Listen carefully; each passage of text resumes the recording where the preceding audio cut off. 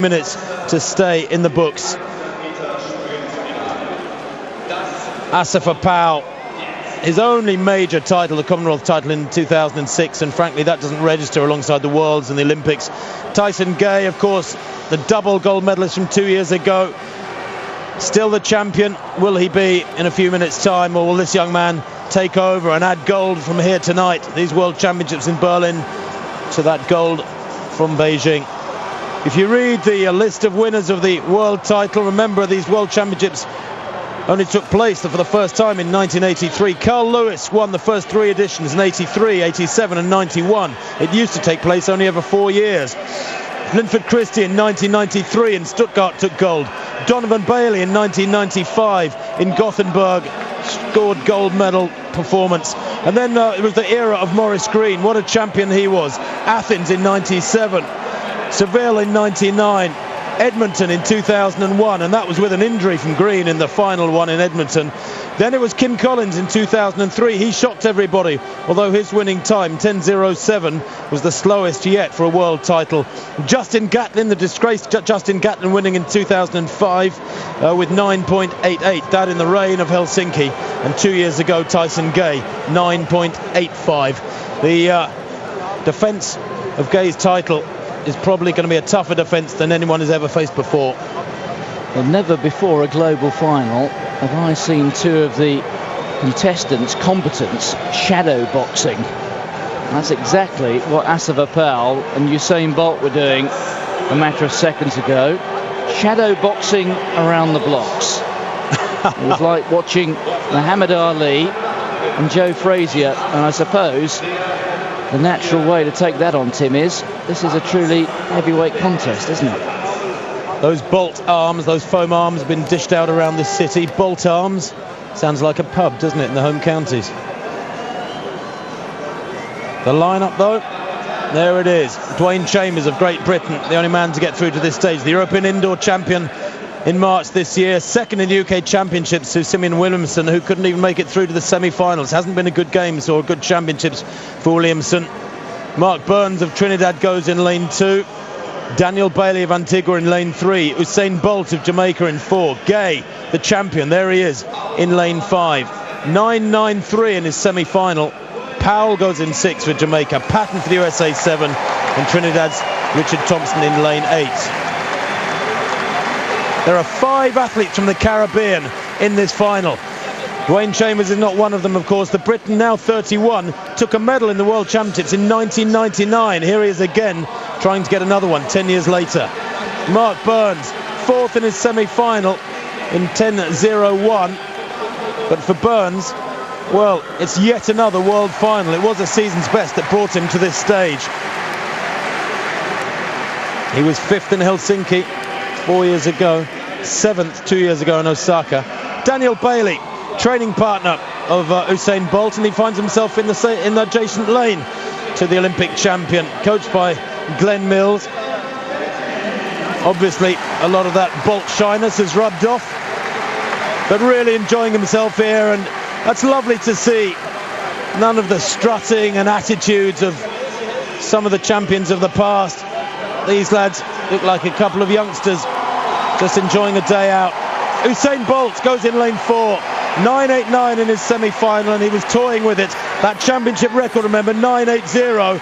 I think that will be broken. His world record, 9.69. I've got a feeling that might be quivering as well. He's still only 22. He had a car crash in April. He missed a lot of training earlier on in the year. He's focused on his start since, and it is much improved. Remember, he full started in his semi-final a couple of hours ago. But conditions glorious here tonight. He's had 4 races in awful conditions this summer, Usain Bolt. We haven't seen his best yet. Tyson Gay, well, he started his season with a 19.58200 in New York. That was a personal best.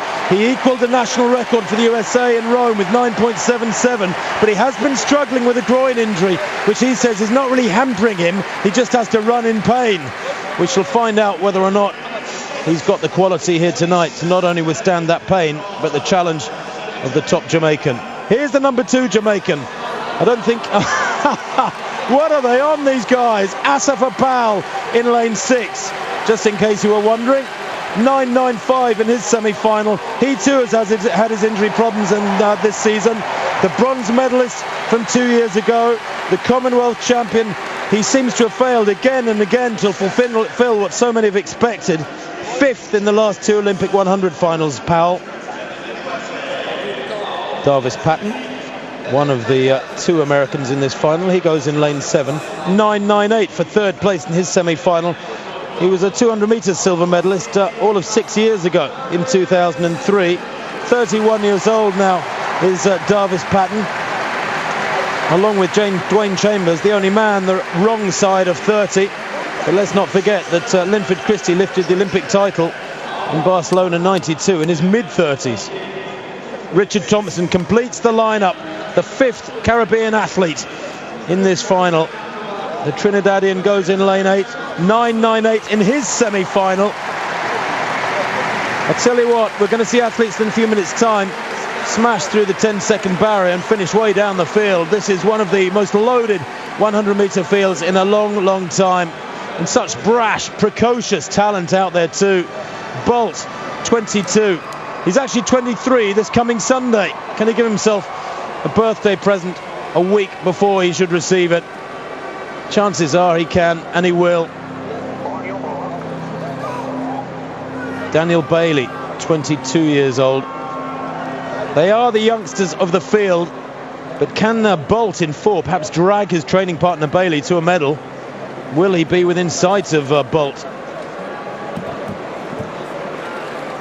Oh, the cameraman getting a bit of a kick for his troubles there. First time I've seen that. Chambers in 1, Burns in 2, Bailey in 3, Bolt, the Olympic champion and world record holder, in 4, Gay, the defending champion, in 5, Powell, the fast man who usually fails to deliver, in 6, Patton in 7, Thompson in lane 8. Away first time, good start from Bolt. Bolt leading a moment and going away. Gay trying to go with him, and he's being dragged through to 2nd place, but he's going to win it by 2 metres. 9.58. The world record's gone. That's more like it. Sub 9.6, and surely there's more to come from Bolt yet. But no more records will come from this young man. Maybe at these championships. The 200 metres a few days away, and the track. Well, we thought yesterday after the first round times it was a slow track. If it is, then Bolt has turned it back. The world record renewed it in spite of that fact. 9.58, and what on earth has Tyson Gay run? He'll have run a personal best, I'm sure, a new US record. But the tradition is maintained. The Olympic champion has become world champion. Part 1 of the job done for Usain Bolt. The 200 yet to come, the relay yet to come.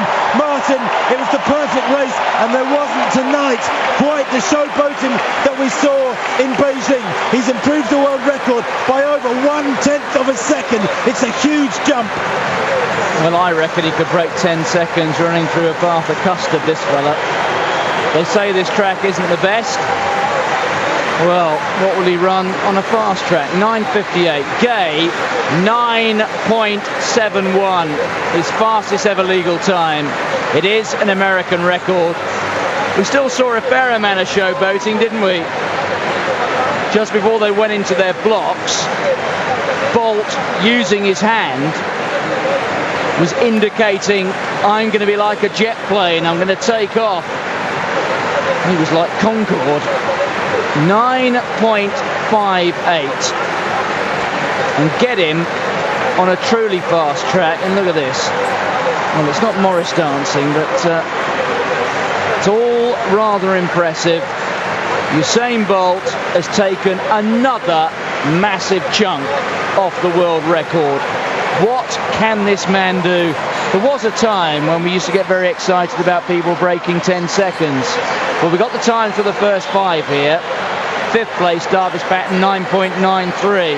We've seen somebody now break 10 seconds by about 4 metres. Of course, we should mention that behind Bolt and Gay, Assefa Powell made it another medal for Jamaica. He was 3rd, a season's best 9.84. Dwayne Chambers, 10 seconds dead, a season's best for him.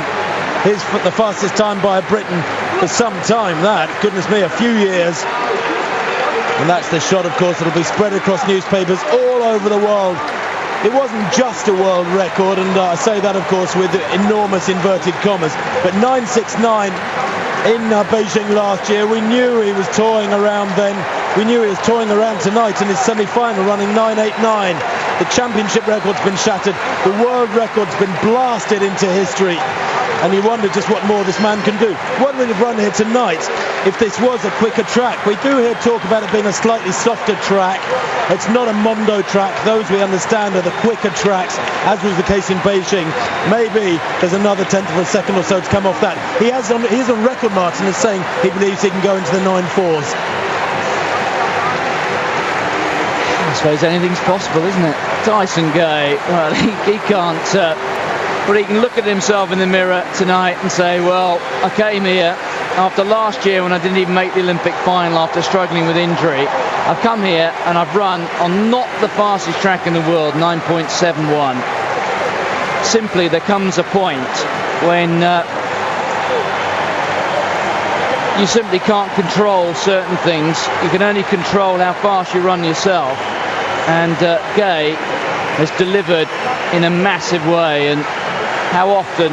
Well, 9.71. It's never not won a global title or an Olympic title, has it? I was going to say, actually, barring the Olympic Games last year, that 9.71 would have won any race in history. It makes him the second fastest man in history by some margin. I'd be interested to know, actually, what is the fastest losing time in any sprint race ever? Well, I reckon it's more than a tenth of a second outside that, isn't it? Oh, yeah. Powell actually has run 9.72, come to think of it, so he's the third fastest man in history, not the second fastest. Everybody expected Bolt to win. Everybody expected Gay to be second. That's what we've just seen. But for Gay to produce that performance, you're dead right. He deserves enormous plaudits. Here's that race again. Bolt was away and gone by 60 metres. Massive stride, big man. Gay battling all the way to the line. Eases up a little bit, actually. Doesn't even bother to dip. Metre and a half behind him back to Powell. But goodness me, pound for pound, let's be fair, pound for pound, Gay is the better athlete, but I'm afraid it's not measured like that. And Asava Powell has run his best race ever in a global championship final, in any sort of final, frankly. He was expected to win 2 years ago and he blew it, really, finishing third in Osaka. He's got a bronze medal here, but this is a very honourable bronze for Asava Powell, whose mental approach to this final was clearly very different.